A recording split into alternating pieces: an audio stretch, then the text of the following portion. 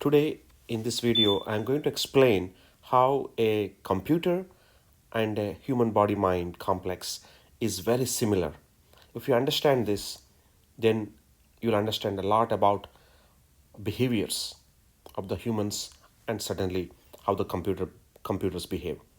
So let's start with a brand new computer.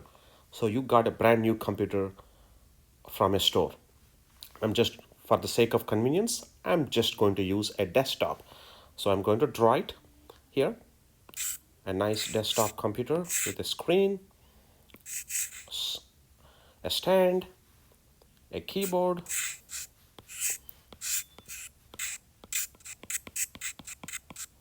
and a CPU where microprocessor and various electrical circuits are located, including fans, etc.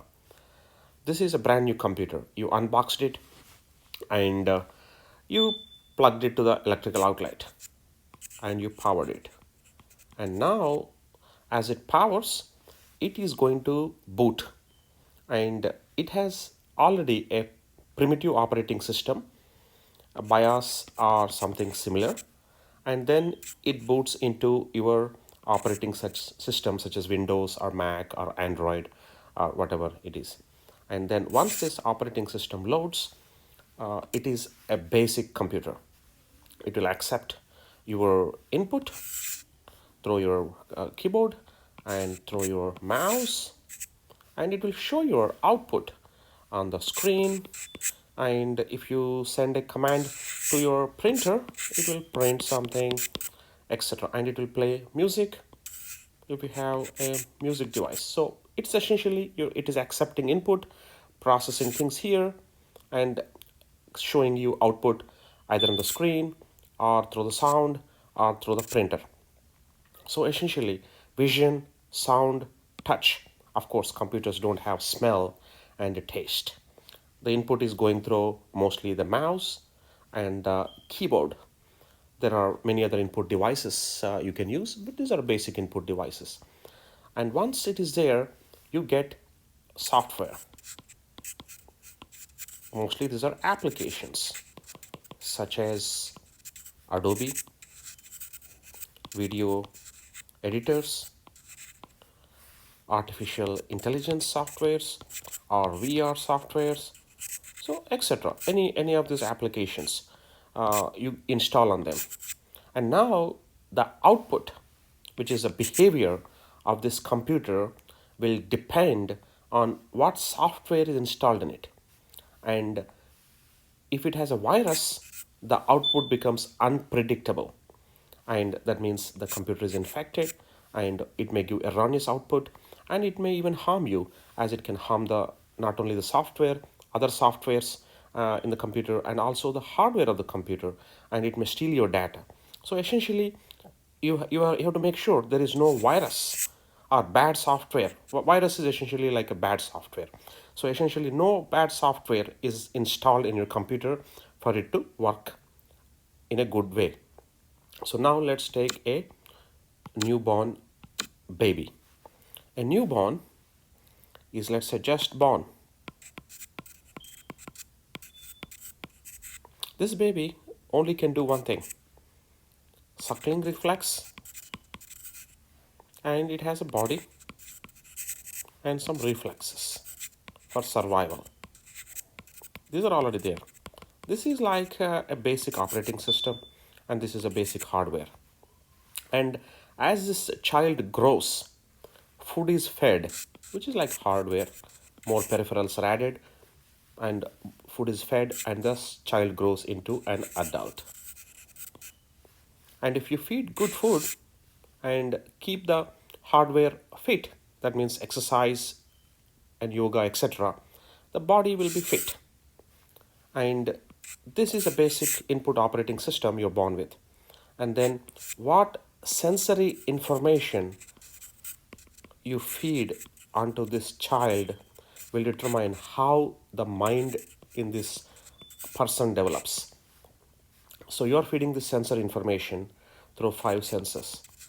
So essentially, the food for your mind is the sensory information that you're feeding. If you feed bad sensory input, like such as hatred, dogmas, and suppress intellect, then the child is going to develop differently compared to if you feed critical thinking, the child is going to develop differently.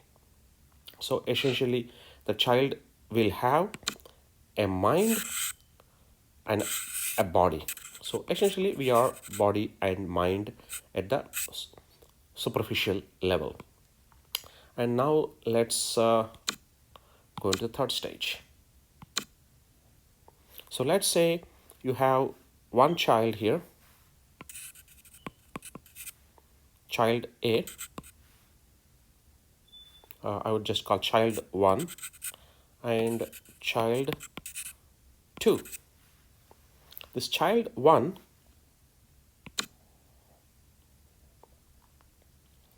this child 1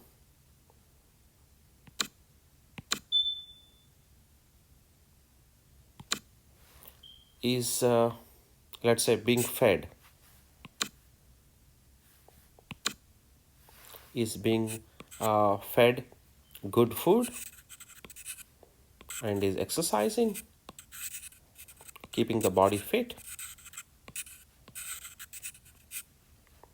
and doing, let's say, meditation, yoga, and that is keeping the body balanced. And at the same time, and when I say good food, you're not feeding these fast foods, sodas, or highly processed foods. You're feeding them as much natural food as possible, and as much vegetables, as much natural food as possible. That's generally a good food for a healthy body. And then you're feeding sensory input.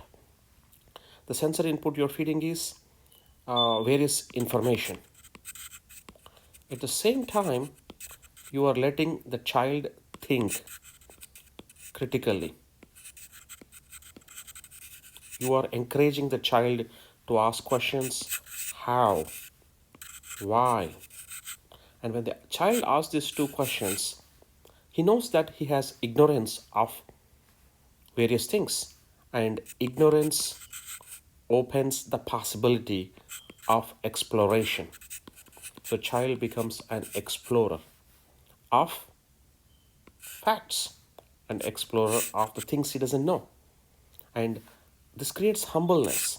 So the child knows that he has ignorance of certain things, and he becomes an explorer, and thus he experiences. And once you explore and experience, certainly you will be very successful in your life and you will be useful to the society. Assume this child too. This child too is being fed fast food, sugars, and bad body, unhealthy body, and diseases. And of course, you are not asking them to do any exercise. They are essentially like couch potatoes. And at the same time, you're feeding information through five senses. But here, the information you're feeding is pure dogma. When they're asking questions why and how, you are suppressing them. You are telling them, do not ask questions. Just take what I give you. Just accept what I give you. Do not ask questions. And when you raise these children in this format, they become dogmatic and they lose critical thinking skills. Critical thinking skills are lost. And once critical thinking skills are lost, intellect decreases. Intellect doesn't develop. Intellect is a discriminatory skill. And this person, because of all these things, they develop a very narrow identities, very, very narrow identities. And the naturally, the ego of an individual always try to protect their identities. Here, since this person is asked to think critically, the identities this person develops is very broad and open. This person develops a very broad identity and open identity and flexible identities. So, no conflicts. Whereas here, you are creating a narrow identity, and when this person now encounters the real world, then he cannot answer the questions and he cannot debate. So he will resort to slander.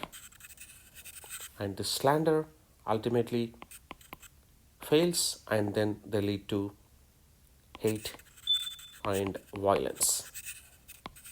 And this child, compared to this child, which child do you think you want a child to grow into? Let us say you have a child. Which pathway should your son or daughter take? Child number one or child number two? Think for yourself.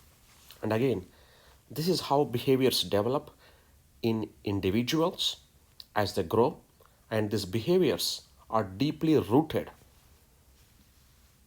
in the information they are being fed from their childhood, and they are very difficult to change. And they have subconscious thoughts, and the subconscious thoughts ultimately also gives rise to these behaviors, and the subconscious thoughts are again based on this information they are fed since their childhood. So in essence, a exploration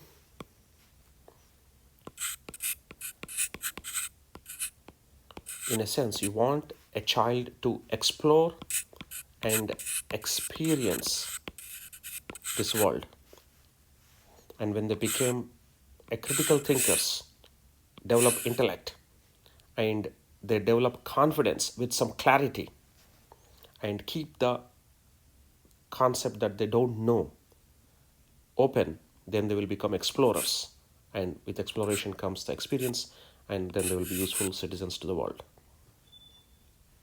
Hope this video helped you. If you like these videos, please subscribe to our channel, which helps me to make more videos related to various topics. Very important, please like this our channel, and let us know what you think about this video. Your feedback is always helpful. Thank you.